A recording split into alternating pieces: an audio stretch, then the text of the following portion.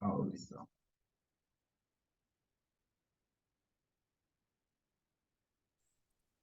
Boa noite, irmãos. Boa noite, irmã. Prazer em revê-los aqui, alguns que eu já conheço. Sejam todos bem-vindos. Irmã Lívia, irmão Daniel, já de algumas décadas de amizade, de conhecimento. Irmã Adriana, que já está conosco. Vocês estão me ouvindo? Então? Ok. Fiquem à vontade. Eu vou iniciar pedindo para vocês uma tolerância aí de uns 5 minutos no máximo, se vocês concordarem, né? Para a gente ver se vai chegar mais alguma pessoa para a gente poder começar essa conversa, ou a gente já começa agora. Eu sou muito pela pontualidade, e a gente procura colocar isso como uma norma dentro da organização, porque a gente tem o princípio da disciplina como base, né? Porque senão a gente não vai para frente. Mas vocês que já estão aqui dentro do horário que foi previamente avisado, vocês que decidem. A gente começa ou aguarda? Estar dentro da Conebras é ter que tomar decisões. E muitas vezes algumas decisões que fica meio complicado tomar. Mas é o exercício que nós fazemos dentro da organização para a gente ter o clima da responsabilidade de arcarmos com o objetivo de construir uma grande organização afro-brasileira. E aí, o que vocês decidem? A gente começa ou aguarda? Pode falar. Lívia, qual a sua opinião? Pode começar. A Lívia, pelo começar. Daniel. Boa noite, pode começar, Boa tranquilo. noite. Adriana Paula. Boa noite, Adriana. Seja bem-vinda. Está nos ouvindo? É super importante que você fizesse parte, filha. Está nos ouvindo, senhora Adriana? Esqueceu. Sim. Vamos começar? Perfeito, então. Então, vamos lá. Eu vou passar para vocês como tudo começou, tá? Independentemente do que vocês já conhecem da história, algum de vocês eu já conheço há um bom tempo, e eu vou passar como se fôssemos todos nós num primeiro contato. Então, o meu nome é Luiz Antônio, sou natural de São Paulo, da cidade de São Paulo, nasci na cidade de São Paulo, e desde que eu me entendo por gente, que eu venho me envolvendo com ações de militância, seja no campo político, seja no campo social, educacional, sempre envolvido com essas questões meia sociais, vamos dizer assim, né? Eu ia falar polêmica, mas não é polêmica, são sociais, né? São polêmicas por uma questão de não deveria ser, mas acabam sendo polêmicas. Então, eu já participei de diversas ações. E nesse meu transcorrer aí com os meus 67 anos de idade hoje, já construí uma série de história dentro da minha própria carreira profissional, sou aposentado, e um dos meus objetivos quando eu viesse a me aposentar era de fazer um trabalho intenso em benefício da nossa Irmandade Afro-Brasileira. Então, para isso, eu fui me preparando, fui fazendo cursos, autocursos. Não sou universitário, não tenho grau superior completo, consegui fazer no máximo até o segundo grau, isso lá pela volta dos anos 70, né? Faz um tempinho, mas naquela época era outra história. Nós não tínhamos faculdade, uma em cada bairro, uma em cada cidade, era uma outra história bem mais complexa. E por uma questão que eu acho que é evidente, né, das causas, eu não consegui concluir. Bom, mas daí eu venho nessa, então, autodidata, na situação autodidata, construindo, e quando eu decidi que eu iria, após me aposentar, me dedicar mais diretamente a um trabalho de missão em prol da Irmandade Afro-Brasileira, comecei a estudar para isso, comecei a ler para isso, comecei a dar palestras, comecei a fazer uma série de coisas, e eu vim dentro desse mesmo esquema de todos os militantes e ativistas e aqueles que se preocupam em fazer alguma coisa pela Irmandade Afro-Brasileira. Eu vim trabalhando aquela mesma linha, né?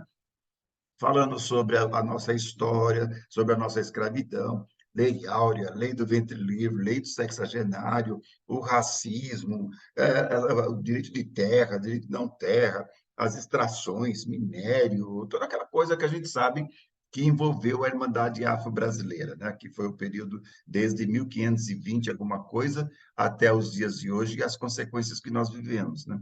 Então, eu vim dentro dessa trilha também, né? Falando sobre genocídio, sobre preconceito, as leis que são executadas, que não são executadas, até que chegou um determinado momento, no princípio de 2019, eu acordei assim de manhã, e isso é um fato que vocês vão constatar nos vídeos que tem no canal YouTube, vários vídeos eu conto esse fato, e ele se torna repetitivo, porque de fato é a verdade. Então não tem por que eu inventar ou mudar a história.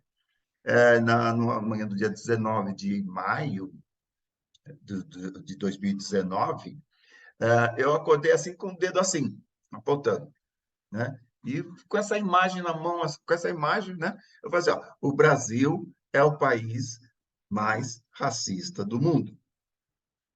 Só que eu fiz uma leitura, assim, que havia um dedo apontando, acusando o Brasil, mas haviam 3 dedos apontando para mim, perguntando o que eu estava fazendo por mim, além de acusar o Brasil como sendo um país racista. E aí foi a partir dessa reflexão que eu comecei a pensar sobre o que nós estávamos fazendo por nós, além de acusarmos o Brasil como de ser um país, ou de ser o país, ou um dos países mais racistas do mundo. E aí foi dentro dessa reflexão que eu comecei a pesquisar. Daí procurei vários meios de comunicação, YouTubers, livros e editais, uma série de coisas, e pouquíssimo material eu encontrei falando sobre isso, né? Sobre o que nós estamos fazendo por nós, no sentido de positivo, no sentido de construção, no sentido de afirmação social, no sentido de afirmação cultural, o que nós tínhamos de concreto que a gente pudesse dizer. Isso foi feito pela Irmandade Afro-Brasileira, mas de forma independente, tá? Não por um processo de assistencialismo, né? Por doação do governo ou por doação de alguma entidade. Não, mas o que os irmãos e irmãs afrodescendentes se reuniram e construíram. Daí eu não consegui achar resposta para essa pergunta. Daí nós vemos aí movimentos tradicionais brasileiros, sem nenhuma crítica, porque eles têm todo um trabalho maravilhoso, né? A gente procura saber do MNU, o Negro, o Reafro, e uma série, Coalizão Negra, uma série de outros movimentos. Você pergunta assim, onde que é a sede do MNU? MNU, para quem não sabe, é Movimento Negro Brasileiro Unificado, né? Movimento Negro Unificado. Onde que é a sede do MNU? Né? Se é um movimento brasileiro, nacional, onde que é a sede nacional do MNU? Onde que é a sede da Unegro? Quem é o presidente da Unegro? Quem é o presidente da Reafro? Quem é o presidente do MNU? Daí você percebe que a gente não tem essa conexão. Além de não ter essa conexão para saber, não sei aqui se alguém de vocês sabe quem que é o presidente do MNU, não sei se algum de vocês aqui sabe quem é o presidente da Reafro, ou da Unegro, ou da Coalizão Negra. Então, a gente percebe que existem movimentos dentro do Brasil, mas esses movimentos não estão consolidados de alguma forma que a gente possa, se eu receber uma pessoa que venha de um outro país, pegar essa pessoa e falar, eu vou te levar na sede da comunidade afro-brasileira. Para onde você levaria? Em que lugar vocês levariam? Né? Para chegar lá e falar assim, ó, aqui é a sede da Irmandade Afro-Brasileira. Não temos, né? Nós não temos nem nacional e nem estaduais, né? Nesse sentido, coisa que as outras irmandades têm. Daí você começa, quando eu falo irmandades, eu falo as outras coletividades, sejam os portugueses, os italianos, os japoneses, os alemães. Se você chegar dentro dessas comunidades, os judeus, né? Se você chegar nessas comunidades, eles têm hospital, eles têm universidade, eles têm clube de campo, eles têm clube social, eles têm bancos, eles têm rede, eles têm uma série de estruturas que você pode falar, mas é porque eles vieram com uma estrutura que privilegiou e o Brasil, ao recebê-los, também deu uma série de vantagens para eles. Sim, é fato. Só que até quando a gente vai ficar se justificando em cima desse fato para não termos o nosso? Até quando? Né? Então, essa que é a questão que me fez pensar e criar uma proposta onde nós temos condições de fazer o que as outras irmandades fazem e muito mais. Porque se você pegar qualquer das irmandades existentes no Brasil, que formam a população afro-brasileira, que formam a população brasileira, você pegar o japonês, você pegar o judeu, pegar o italiano, pegar o português, o alemão, nenhum deles chega a ter a metade da população que nós somos. Então, daí eu comecei a fazer essa análise, né? Poxa, nós somos mais de 100 milhões de afro-brasileiros. Se você pegar essa população de 100 milhões de afro-brasileiros e colocar na escala de população mundial, nós seríamos equivalente à 12ª população do mundo. Só os afro-brasileiros seriam equivalentes à 12ª população do mundo. Isso é ou não é potência? Tá? O mundo tem, o planeta, a Terra, tem mais de 190 países, acho que são 195 países. Em 195 países, a nossa população afro-brasileira corresponder ao 12º país do mundo é potência. É uma potência. Tanto é que eu já cheguei a fazer contato com alguns países do continente africano, e Angola, aconteceu num desses contatos, que eu estava em contato com o pessoal de Angola, eles perguntaram para mim, como que a gente aqui de Angola pode fazer para ajudar o movimento Conebras? Né? Daí eu perguntei para ele, em quantos vocês são em Angola? Aqui em Angola nós somos em 60 milhões de pessoas. 60, aqui no Brasil nós somos em 120. Quem tem que ajudar quem? Angola ajudar o Brasil? Ajudar a comunidade afro-brasileira, que são mais de 100 milhões? Então tem que ser ao contrário. Então nós aqui que temos que nos organizar para ajudar Angola.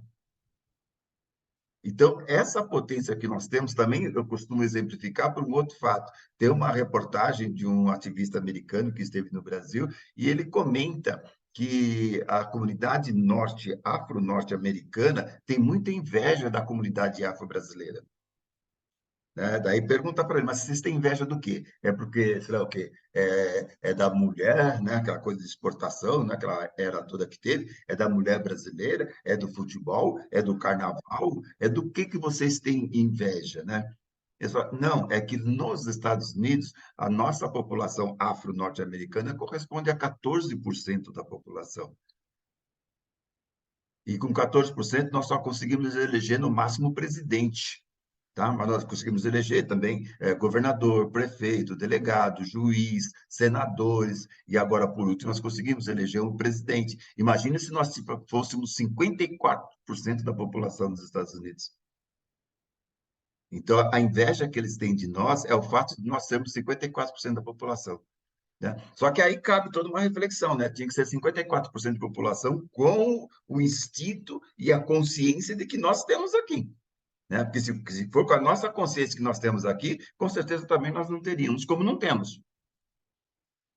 Eles, com 14%, eles têm de prefeito a governador, senador e a presidente, e a juízes. Eles têm pessoas, vários afro-norte-americanos, no livro Forbes, que é o livro das pessoas mais ricas do mundo.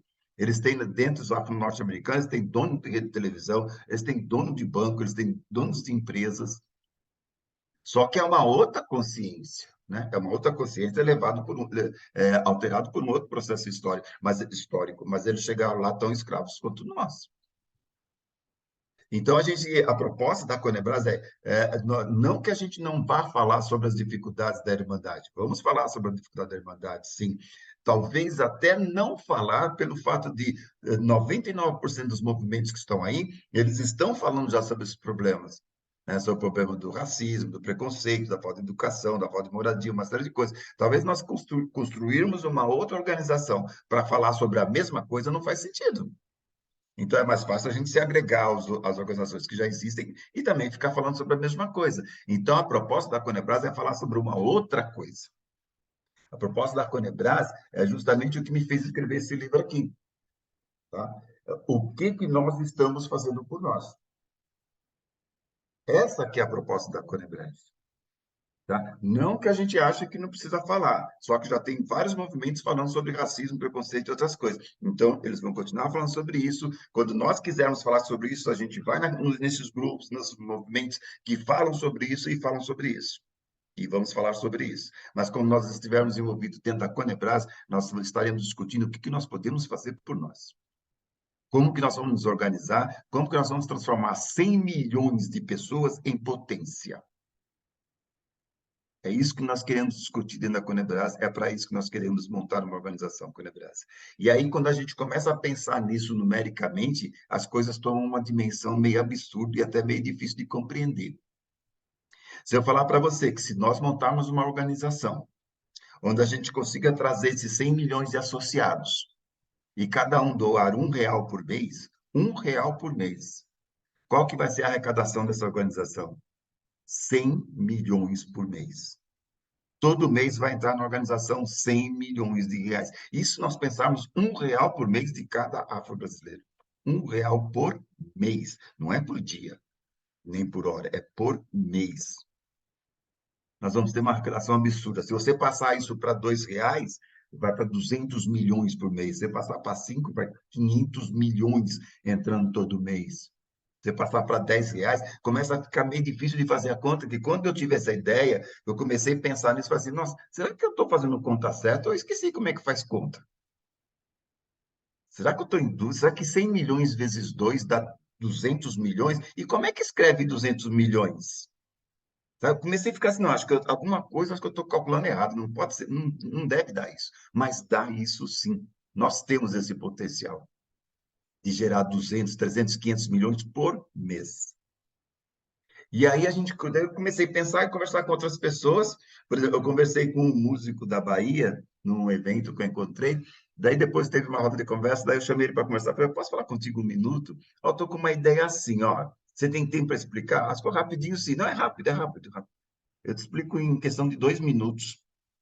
Nós somos 100 milhões, montar uma organização, pegar esses 100 milhões e associar, cada um dá R$ 1, 100 milhões por mês. A gente faz o que quiser. Ele falou, tá, mas a ideia é isso? Eu falei, é isso. Ele falou, é muito simples. Dá medo, tô fora.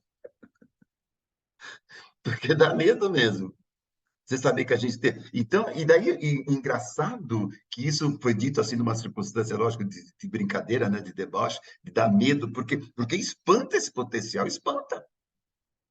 Tá? E aí eu começo a pensar e comecei a fazer muitas pesquisas, e uma das coisas que com certeza está dentro do nosso conceito, que nos mantém freado, é o medo, porque nós sabemos que nós somos capazes. Então, pelo medo de assumir a responsabilidade desse potencial, a maioria dos nossos irmãos alegam que não tem tempo, que não interessa, mas talvez o ano que vem, né? Agora não posso, mas no fundo isso é medo. É medo de assumir. Então, eu tenho dito o seguinte: nós precisamos encontrar. Eu faço até uma consulta assim, irmã Lívia, você que está com a câmera aberta, vamos conversando aqui, os demais vão ouvindo. Vê se você consegue me ajudar. Vou te colocar uma comparação. Qual que é a maior religião do mundo? A religião que mais Católica. dominou o mundo? Católica. A católica, né? Com quantas pessoas começou a religião católica?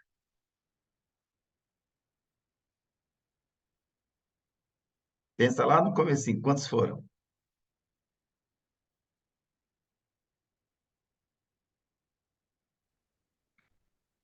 Tá me ouvindo? Ah, deu uma E eu caída? não te sei. É, Oi? eu não te escutei. Ah, com quantas pessoas começou a religião católica? Jesus Cristo, uma? Não sei. Jesus Cristo uma, e daí quantas pessoas mais ele chamou para começar? Não sei. 12, né? Que é Jesus e os 12 apóstolos, não é isso?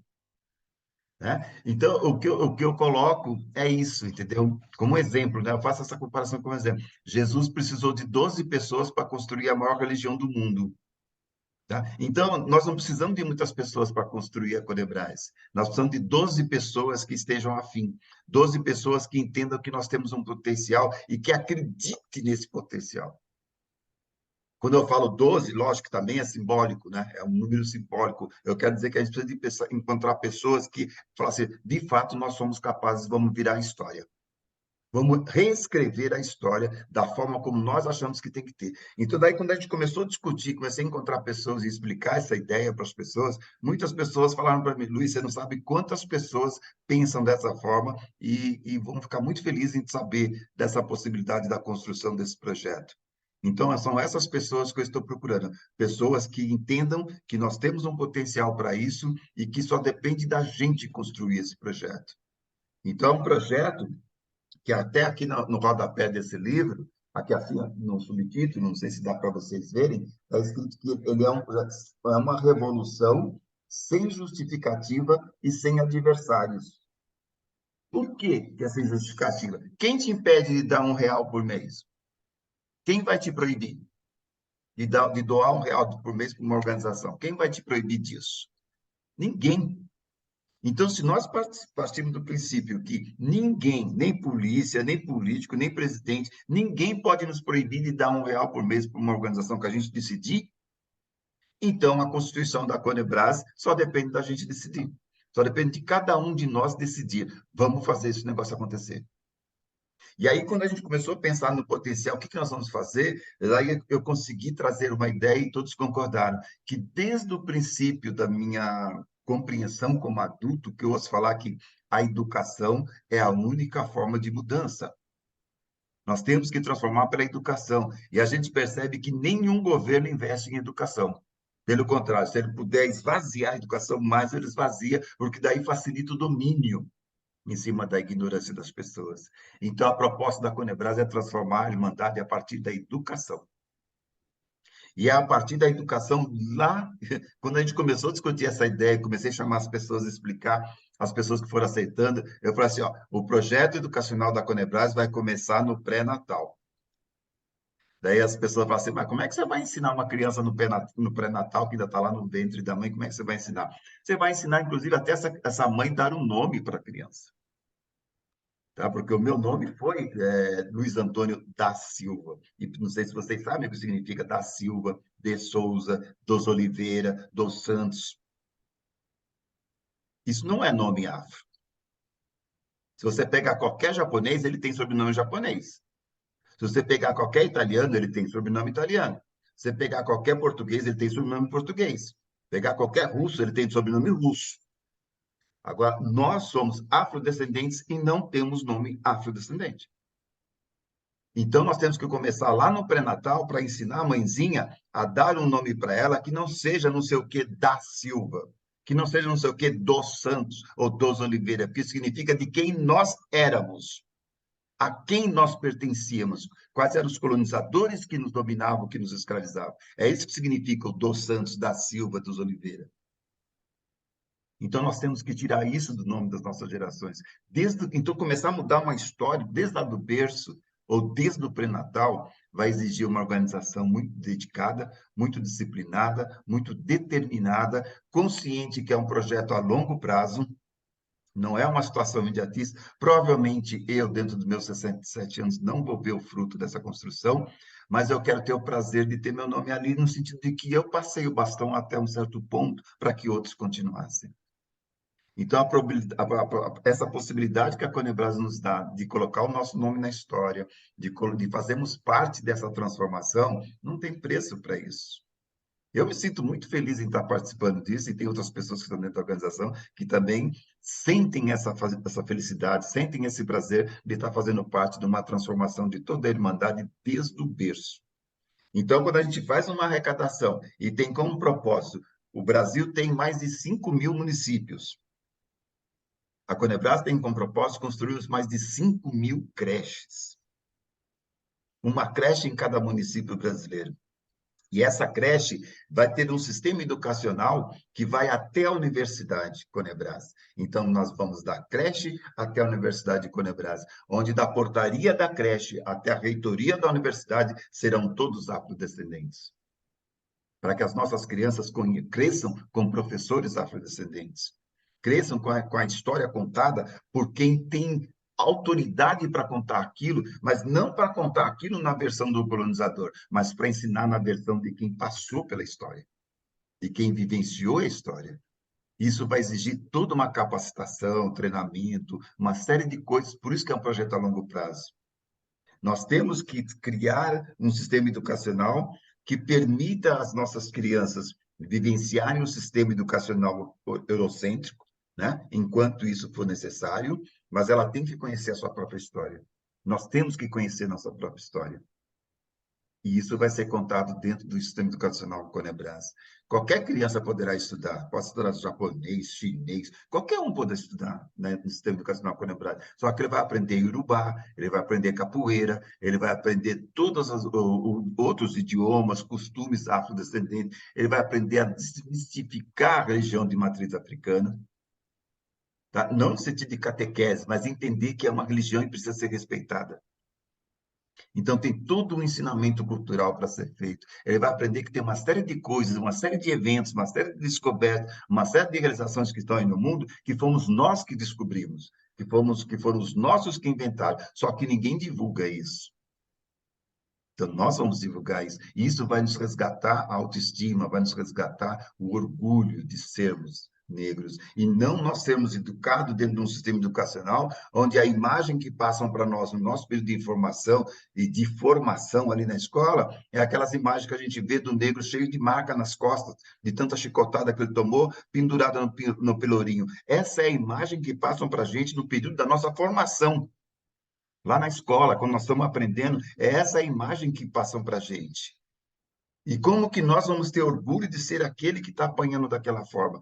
Como que a gente vai construir uma autoestima desse jeito? Então, a proposta da Conebras é nós mudarmos a partir da educação. A partir daí vem algumas perguntas assim, mas a partir da educação, até onde a gente pode ir? Daí eu pergunto assim, você tem tempo para conversar sobre isso? A gente conversa.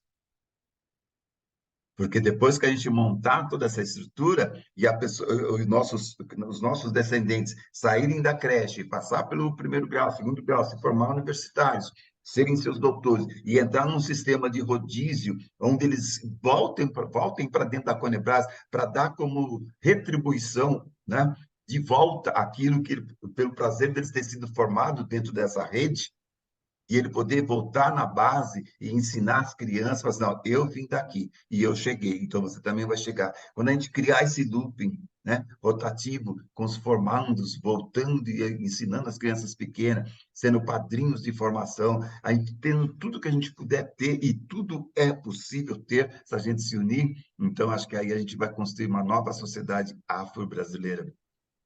E quando nós construímos essa nova sociedade afro-brasileira, inevitavelmente ela vai interferir na sociedade brasileira como um todo. Daí algumas pessoas, por exemplo, já falaram assim, mas teve um ato de racismo lá no shopping tal. A Conebras não vai fazer carta de... Como é que fala? Carta de... esqueci, de repúdio. Não vai fazer carta de repúdio? Não, não vai. Agora, se você quiser, vamos unir a Irmandade, fazer uma lista e vamos construir um shopping para nós?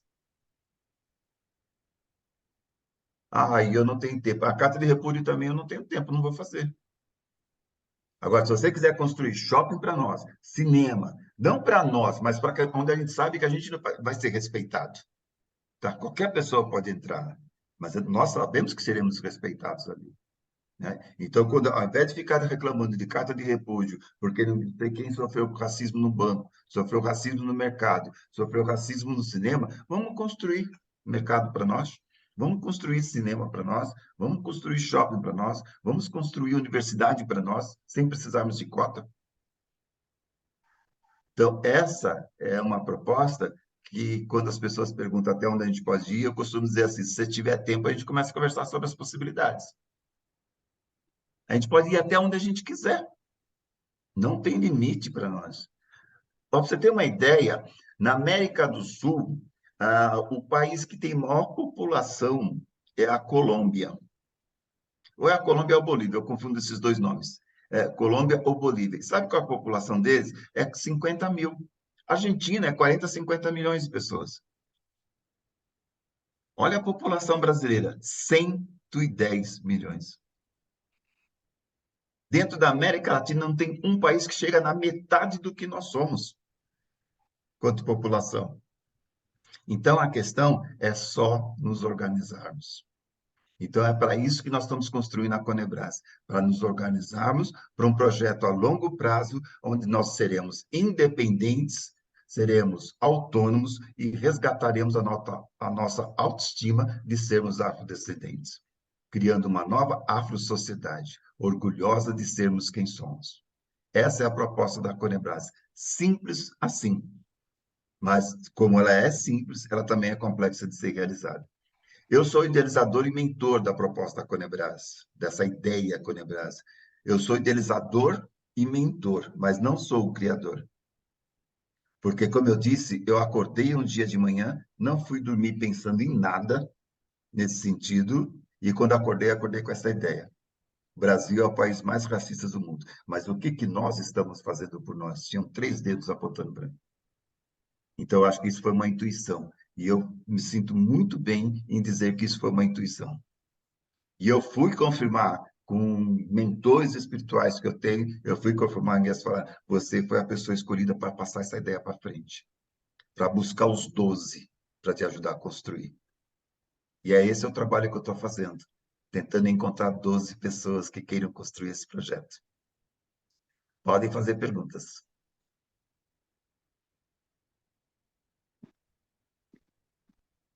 Fique à vontade.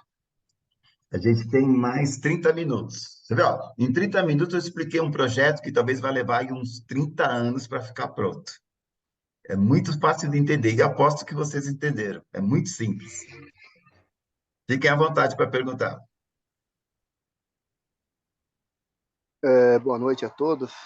Boa noite, irmão. Ô, Luiz, como eu não conheço todo mundo aí, seria interessante de repente fazer uma breve apresentação de todos aí para a gente se inteirar, saber quem é quem aí. Podemos sim. Pode começar por ti mesmo, irmão Daniel. Fica à vontade aí para se apresentar. Ah, beleza. Boa noite, eu sou o Daniel Rodrigues, sou natural de São Paulo também, aqui da capital. Estou aqui novamente na capital na luta. Iniciei aí algum trabalho para o movimento afro lá em 96, quando a minha mãe de santo, né, que é minha mãe biológica também, né, minha mãe de nascimento, a gente começa a fazer uma atividade com dança afro em Cananéia, litoral sul de São Paulo, com crianças da periferia. É um bairro, a gente chama de Rocio, que é o bairro que tem a maior população preta do município de Cananéia, um município de 12.500 habitantes. E a gente inicia, então, ali um movimento com uma dança afro, só com as meninas, e com alguns meninos que era da capoeira, que tocava ali os tambores. E a gente fica 2 anos com esse projeto. E esse projeto a gente conseguiu, junto com a prefeitura, bolsa de estudos e uma caderneta de poupança para que todo mês a prefeitura, um projeto social, depositasse ali, e essas crianças só poderiam retirar esse dinheiro com os 18 anos de idade, né? Que o intuito era fortalecer um estudo para essas crianças, né? Fosse um técnico ou um bacharel, enfim. Só que infelizmente não foi para frente, minha mãe também ficou um pouco mais cansada, né? Já é uma senhora. E dali a gente começou com outras vertentes, com capoeira, com maculelê, e aí criamos então um grupo de percussão Tiduca, que hoje é uma entidade, eu posso dizer com muito orgulho, é uma das entidades no Vale do Ribeira, lá na região de Cananéia, que trabalha com um pensamento mais afro mesmo, né? De consolidar a comunidade, é bem isso que o Luiz falou, né? O que nós estamos fazendo por nós, né? Não adianta ficar de mimimi, reclamando, se a gente pode fazer diferente, né? Se somos mais de 100 milhões de pessoas, a gente consegue. É lógico que o caminho não é fácil, né? Como Jesus Cristo fez com seus 12 apóstolos, estamos aí, se for uma contagem humana, 2023 anos que a Igreja Católica também vem na luta, né? Ela teve esse momento top lá de ascensão, quando ninguém questionava. A partir do momento que começou a ter os questionamentos, começou a se dividir, né? E é isso que eu vejo muito nos grupos, nos coletivos afros também, né? Sair numa mesma linha, só que ali na frente começa um questionamento, o outro não gosta, ou não gosta. Não é de hoje que eu participo de movimentos afros, não é de hoje que eu participo de coletivos, confesso que isso cansa um pouquinho, porque a gente tem que ter um único objetivo, né? Um único propósito. É lógico que seria bacana se todo mundo se gostasse de todo mundo, mas a gente tem que pensar que o propósito ele é muito maior do que o ego, do que minhas vontades próprias, meus pensamentos. Acho que a gente consegue trabalhar de uma maneira uniforme, mas pensando num único só propósito, né? Que é a coletividade afro como um todo no Brasil. E é isso. Esse é o Daniel. Obrigado pela Bacana. oportunidade. Imagina. Lívia? Quem é a Lívia? Lívia pela Lívia. Bom, gente, meu nome é Lívia, eu estudei História na universidade, mas eu sou cineasta, eu estudei cinema em Cuba durante 3 anos, fiz intercâmbio na Alemanha também, trabalhei na Globo em 2019, 2020, e aí meu contrato acabou, em 2020 durante a pandemia. E aí eu decidi mudar de área assim dentro do cinema, comecei a escrever mais roteiro. Eu trabalho como roteirista, assim, em casa, né? Escrevo em casa. E é isso. Bacana. Seja bem-vinda, Lívia. Obrigado pela tua atenção aqui, viu? Irmã Adriana, se apresente, por favor. Bom, meu nome é Adriana, eu sou capixaba, natural de Marataízes, Espírito Santo, região litorânea do Espírito Santo. Sou professora, sou pedagoga, sou mestre em educação, participo também de coletivo, participo também de jongo, né, que é uma dança afro-brasileira e que tem, assim, na história muitos momentos importantes e nós estamos resgatando essa cultura aqui no nosso município, porque Marataízes não tinha um grupo de jongo, só em Itapemirim, que fica a 2 quilômetros, já havia um grupo mais consolidado, e hoje participo dos dois, estou no Conselho de Cultura do município de Itapemirim, e sou diretora do coletivo de fortalecimento e empoderamento da população negra aqui de Marataízes. Acho muito importante essa ideia de dizer quem somos, né? Porque nós temos uma população que está esquecida, que, que vem lutando e que tem os espaços aí sociais sofrido muitos ataques, muitas, muito tipo de violência, principalmente na escola, quando você fala da educação começado aí do berço, né? Ainda no feto, acho importante porque é uma ideia de aceitação própria. Quando eu falo assim, eu vou me valer da minha identidade, da minha cor, para conseguir uma cota, né? Eu vou me valer da minha identidade, da minha cor, para certos tipos de atividades sociais. E, ao mesmo tempo, eu, enquanto parda que sou, também, às vezes, esqueço as minhas origens, né? E acabo com atitudes que fortalecem esse racismo, principalmente na escola, quando a gente, de uma forma ou de outra, a gente não trabalha, né, de forma mais pontual a educação afrodescendente, não cumpre, né, com a legislação em vigor. A gente demorou tanto para conseguir, foram 10 anos para conseguir uma lei específica e nós só tratamos lá em datas pontuais.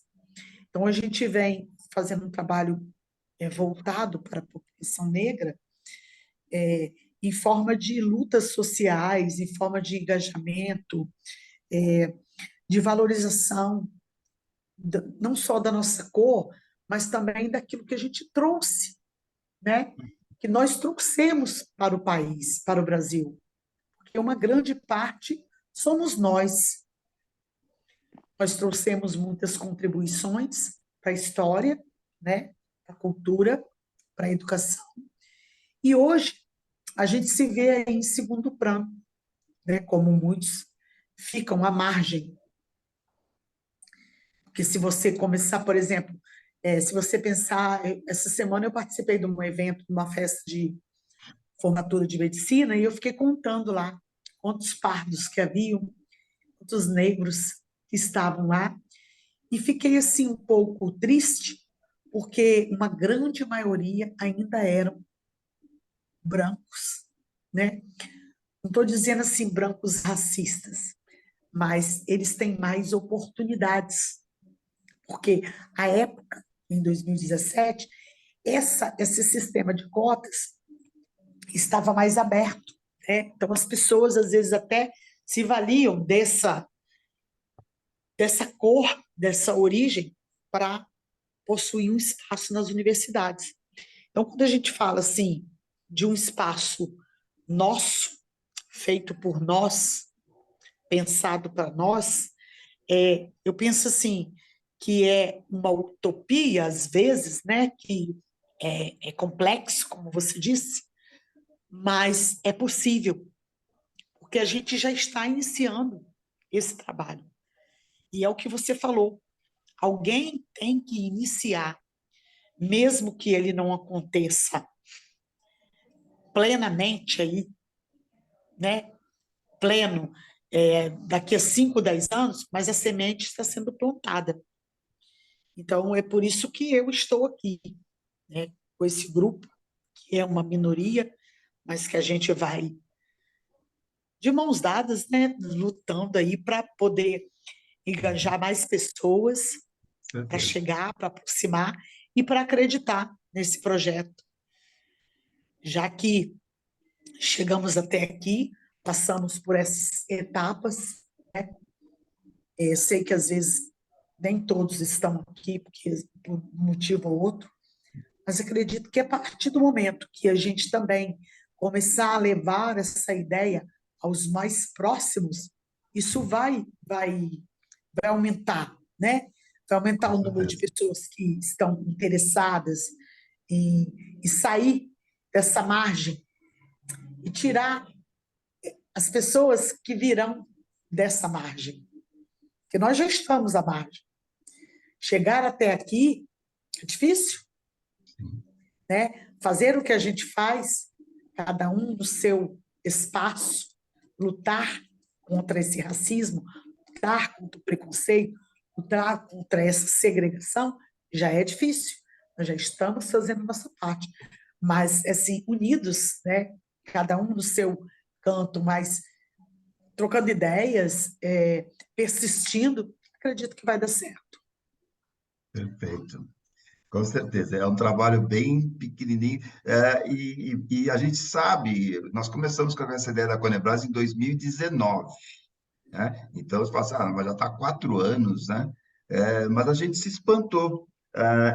Agora, no comecinho de dezembro, nós fizemos um encontro presencial em São Paulo, e tem pessoas de vários estados já na Conebras. Hoje nós estamos com 53 voluntários dentro da organização, né? E de diversos estados, tem pessoas de Brasília, de Salvador, Rio de Janeiro, tentando, ainda mais por estar sendo feito dentro de um âmbito virtual, né? Então, qualquer pessoa pode participar de qualquer lugar, né?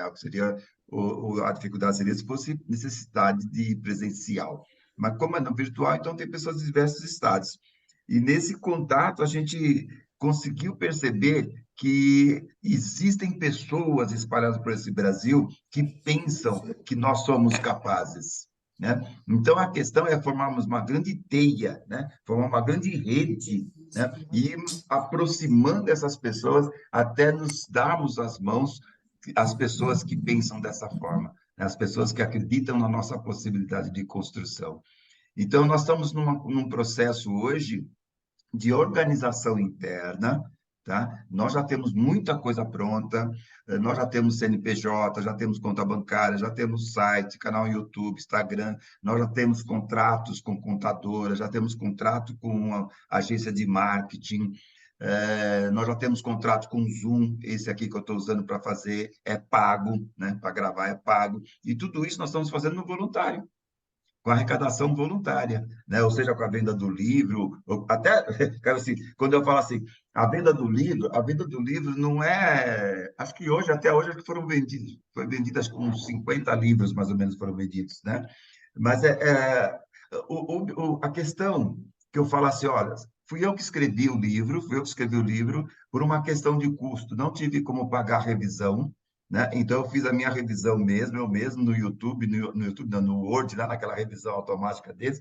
Então, depois eu fui ver, tem muita coisa errada. Então, eu falo para as pessoas assim, olha, a função desse livro é para provocar uma reflexão, não é uma obra literária. Então, não leia esse livro procurando erros, leia esse livro tentando achar a resposta, o que nós estamos fazendo por nós e o que nós podemos fazer. Então, essa que é a ideia. E a ideia também desse livro está no fato de que eu tenho plena consciência do risco que é nós estarmos mexendo dessa forma com o povo negro. Fazer o povo negro levantar, tem muita gente que não vai gostar, sem querer fazer rima. Está fazendo, mas tem muita gente que não vai gostar. Tá? Então, nós sabemos do risco que qualquer líder societário corre no Brasil. O Brasil é um dos países que mais mata líderes societários. Tá? Tanto é que uma vez, há uns meses atrás, eu tive conversa, nós estávamos numa reunião dentro da Conebras, e eu falei assim, a gente precisa pensar também na questão da segurança, né? Porque nós estamos mexendo com algumas coisas que algumas pessoas podem não gostar, né? De despertar o povo negro, né? Algumas pessoas podem não gostar disso, nós temos que cuidar da segurança. Daí teve um irmão nosso que falou assim, uma pessoa já de idade, com mais de 70 anos, ela falou assim, Luiz, se te matarem é sinal que nós estamos no caminho certo. Eu falei, cara, isso que é motivação, viu? Então, espero que não seja esse o caminho, mas eu sabendo desse risco, então, a minha ideia também em fazer esse livro é com essa proposta, tá? Se vocês acham que a ideia é boa, não sigam o Luiz Antônio, porque eu não sei até quanto tempo eu vou estar, né? Por vários fatores, né? Não sei até quanto tempo eu vou estar. Então, conheço a ideia que eu coloquei no livro para ela ficar registrada independentemente do que possa vir a acontecer. Então, se você gosta da ideia, se a ideia faz sentido para você, nós unirmos 100 milhões de associados numa única organização e, a partir da arrecadação, decidir o que fazer para sermos independentes, se isso faz sentido para você e se você pensa nas suas próximas gerações, para os seus filhos e netos, e fazer sentido eles serem independentes, autônomos e com alta autoestima, se isso fizer sentido para você, então segue a ideia, não Luiz Antônio. Segue a ideia, tá? Aprenda, conheça a ideia, conheça o propósito, defenda e assuma essa missão. O projeto Conebras, eu costumo dizer assim, que a ideia Conebras não é um projeto, tá? É uma ONG, mas não é um projeto. A Conebras não é um projeto, a Conebras é uma missão. E missão dada é missão para ser cumprida. Então, nós que estamos dentro da Conebras hoje, nós temos isso muito bem comprometido conosco. Tá? Nós estamos assumindo uma missão dada pela ancestralidade. E o fato de vocês estarem aqui, como os outros 53 que estão lá, eu costumo dizer que não é casualidade. Se você veio parar aqui, é porque alguma coisa tem a ver com você. É porque algum sentido tem a ver para você essa proposta. Então, repense e assuma. Se você quiser assumir, a Comissão Conebras, a missão Conebras é a sua missão. Venha para dentro e venha ajudar a gente a construir. Estamos abertos para isso. Tá? 2023 vai ser um ano muito promissor. Nós estamos com uma perspectiva de fechar dezembro com, no mínimo, 1% de associados. Sabe o que significa 1% da nossa população associada? Sabe o que significa 1%? 1 milhão de sócios. Olha o tamanho da nossa Irmandade. Olha o poder da nossa Irmandade. 1% significa 1 milhão de associados. A partir daí, ninguém segura a gente, não. E a minha preocupação também é assim, no sentido de que os colonizadores embustidos ou enrustidos os racistas enrustidos, que muitos agora deram as caras, né, devido às circunstâncias, aí apareceu um monte, que essas pessoas percebam o poder da Conebras antes da nossa Irmandade e tentar aniquilar no começo, entendeu? Tentar fazer alguma coisa para destruir no começo. Porque se isso não acontecer, depois que a nossa Irmandade tiver com 1 milhão, 2 milhões de associados, aí ninguém mais mexe com a gente. Aí eles vão saber que, espera aí, mexer com um irmão da Conebras é complicado. Eles são 2 milhões de pessoas. Eles são 5 milhões, são 10 milhões. Então, a gente começa a criar a nossa própria autodefesa na própria organização, no fato de estarmos organizados. É uma questão que você olha assim, ó, quais são as vantagens? A lista é imensa. É só parar para pensar. Mas com inteligência, estratégia, planejamento, com anti-estratégia, porque a nossa condição hoje foi estrategicamente planejada. Se nós estamos submissos, covardes, com medos, semi-analfabetos, isso foi planejado para sermos assim. Então, quando a gente vem com um processo para quebrar essa estratégia e denunciar que nós vivemos num projeto que é planejado para ser assim, as pessoas não vão gostar. Então, a gente vai ter que estar preparado. Então, esse receio eu tenho, né? De que a nossa Irmandade, alegando falta de tempo, alegando não ligo para essas coisas, não estou nem aí, eu me garanto, sabe? Tudo coisa que foi construída para a gente responder assim. A gente pode achar que a gente tem essa indiferença a esses projetos. Ah, não quero saber disso, não. Eu cuido da minha vida, cada um que se vira. Mas nós fomos construídos para pensarmos assim. Se você parar para estudar, você vai entender e vai conseguir perceber que tudo tem uma estratégia. Não sei se vocês sabem, mas o Brasil fez um compromisso no século XVIII, por volta de 1900, comecinho de 1900. Não lembro agora, vou procurar saber, depois eu posso informar para vocês. Que em 100 anos não haveriam mais negros no Brasil, vocês sabem disso? Que tem um compromisso de embranqueamento, ou de embranquecimento da população brasileira, firmado num congresso na Europa, de que em 100 anos não haveria mais negros no Brasil? Assim como não tem na Argentina, não tem no Chile, só que eles conseguiram, porque a população era menor. Aqui no Brasil, praticamente não deu certo esse plano. Só que não deu certo, mas o genocídio continua, né?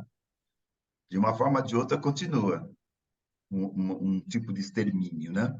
Mas isso tem um compromisso firmado, né? Que é a teoria do embranquecimento. Depois, quem tiver interesse, me cobra que eu mando para vocês qual foi a lei que o compromisso, onde foi dito isso em congresso internacional, que em 100 anos não haveriam mais negros no Brasil. No Brasil, todos seriam brancos. Então, esse processo, quando a gente começa a levantar essas questões, tem pessoas que não vão gostar. E tem pessoas que não vão concordar porque elas estão absorvidas pelo projeto estratégico que foi elaborado. Bom, eu falei bastante, vocês se apresentaram, e aí nós vamos iniciar, então, um processo de alinhamento, tá? Para quem quiser continuar, evidentemente, nós vamos iniciar um processo de alinhamento. Vocês terão 13 dias, em cada dia eu vou passar uma série de conteúdos, né? Mas conteúdos rápidos, tá? Conteúdos rápidos para vocês irem absorvendo e conhecendo e lendo, assistindo um vídeo que eu vou indicando para vocês irem compreendendo o projeto Conebras, para que quando vocês entrarem para dentro da organização, vocês já entrem alinhados no nível de conhecimento que todos que estão lá. Tá? Então, essa aqui é a proposta. A partir de amanhã, eu já começo a postar material para vocês. E todo dia, por volta das 20, entre 20 e 21 horas, eu posto material novo. E daí vocês vão absorvendo. E quando chegar no último dia, a gente vê quem está ainda, né? Quem está atualizado, quem respondeu todas as questões, ou quem viu todo o material e decidiu, por conclusão, que vai entrar para a comissão, que vai entrar para a missão, ou que prefere sair. E mesmo aqueles que saírem sem recriminação, sem julgamento, sem condenação, se saíram é porque não estão no momento, é porque para eles ainda não fez sentido, a gente tem que respeitar. Tá? Porque eles vivem uma situação que faz dar a eles a impressão que a proposta da Conebras não é prioridade. Mas não é por maldade, entendeu? É pela forma como a cabeça dele está feita. Então, somos vítimas de um processo, somos vítimas de uma estratégia. Então, a gente tem que entender isso e continuar trabalhando até chegar o momento em que esses nossos irmãos, que nesse primeiro momento não aceitam, venham a compreender que, de fato, nós precisamos reverter a história. Compreendidos? Alguma dúvida? Alguma pergunta? Querem fazer alguma pergunta? Podemos encerrar? Fiquem à vontade. Tranquilo, irmão Daniel? Tranquilo, tudo certo. Beleza, então, tranquilo, irmã Lívia? Tudo bem. Daí a irmã Lívia que é cineasta, né? Daí quando a irmã Lívia falou assim, cineasta, eu fico pensando assim, você lembra nos Estados Unidos, só que era um negócio de gravação, tinha Motal, não sei se a irmã já ouviu falar nisso, tinha uma gravadora chamada Motal, né? Que era a Não. gravadora de discos, né? Discos só de negros, né? Motal. Eu acho que não tem companhia cinematográfica negra norte-americana, acho que não tem. Nós temos grandes expoentes, né? Tem grandes líderes afro-norte-americanos, né, no cinema. Mas acho que companhia cinematográfica não tem. Tem grandes produtores, né, afro-norte-americanos. Então, eu penso assim, Mas eu faço parte de uma associação de profissionais negros no cinema, né, do Ai, audiovisual. bacana, que bacana. Então, e por que nós não podemos ter a nossa, né? Ter a Foi nossa, até nossa através desse grupo companhia. que eu recebi esse link, Ah, que bacana, legal. Então, eu fico pensando assim, sabe? Que você vem com esses negócios, assim, ou você fala de que você é cineasta, o irmão Daniel, que eu já conheço já há algumas décadas já, com o Jongo, fala, puxa vida, a gente precisa levar isso para o mundo inteiro, precisa levar isso para o Brasil inteiro, sabe? Bancar isso. Daí eu falo assim, puxa, daí eu falo, como é que a gente vai bancar isso? Eu falo, puxa, é só se organizar, a Irmandade tem dinheiro para isso. A Irmandade tem dinheiro para é. isso. E eu acho que eu acho que assim, cinema é um canal muito importante de formação de mentalidades, né? É uma maneira também de educação que cinema é sonho, né? Então a gente entra no cinema, a gente sonha. E eu acho muito importante essa questão da narrativa negra, né? No ano passado eu dei aula de roteiro para mulheres negras, para roteiro de série, numa ONG que se chama Cinema Nosso, aqui do Rio de Janeiro. E é isso, né? Era online para mulheres do Brasil inteiro. E eu acho muito importante, assim, né? O cinema como formação também, né? De mentalidade mesmo, de criar essa mentalidade de melhorar a autoestima das mulheres negras, né? Isso, quando eu fiz esse grupo, né? Das mulheres negras, eu conversava muito sobre isso, assim, levei texto da Conceição Evaristo para a gente pensar muito sobre que tipo de narrativa que a gente quer criar, né? Que para destruir um pouco de violência, né? A gente está muito acostumado a ver no cinema negro associado muito à violência, né? A gente é sempre somos sempre os mais pobres, estamos sempre com violência. Então, assim, criar essas novas narrativas para a gente se ver com mais autoestima, né?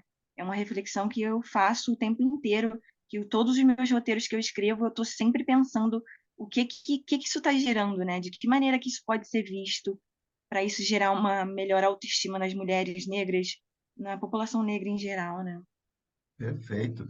Quando eu comecei também a falar sobre quais as possibilidades que nós tínhamos de fazer a partir de uma organização com milhões de associados, né? O que a gente pode fazer? Eu falei, a gente pode fazer shopping, hospital, cemitério, banco, não sei o quê. Daí alguém falou assim para mim, nossa, Luiz, mas você tem que ser um pouquinho mais humilde. Eu falei, cansei. Cansei de ser humilde. Cansei de ser humilde. Agora é só pensamento grande.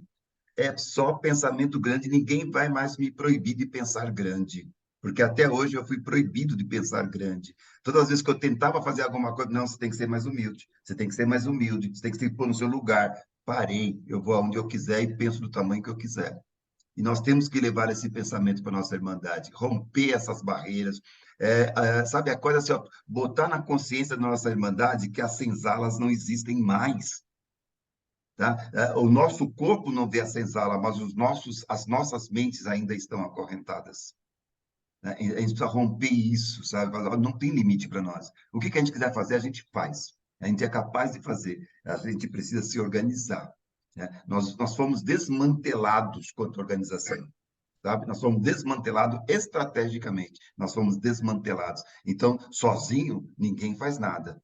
nos desuniram, mas eles, unidos, fizeram muitas coisas, mas não permitiram a nossa união. Tanto é que até, a irmã deve saber que até hoje, né, tem essas brincadeiras aí, né? Onde 2 ou 3 pretos juntos tá, é quadrilha. Quer dizer, tudo isso está no nosso subconsciente para que a gente não se una.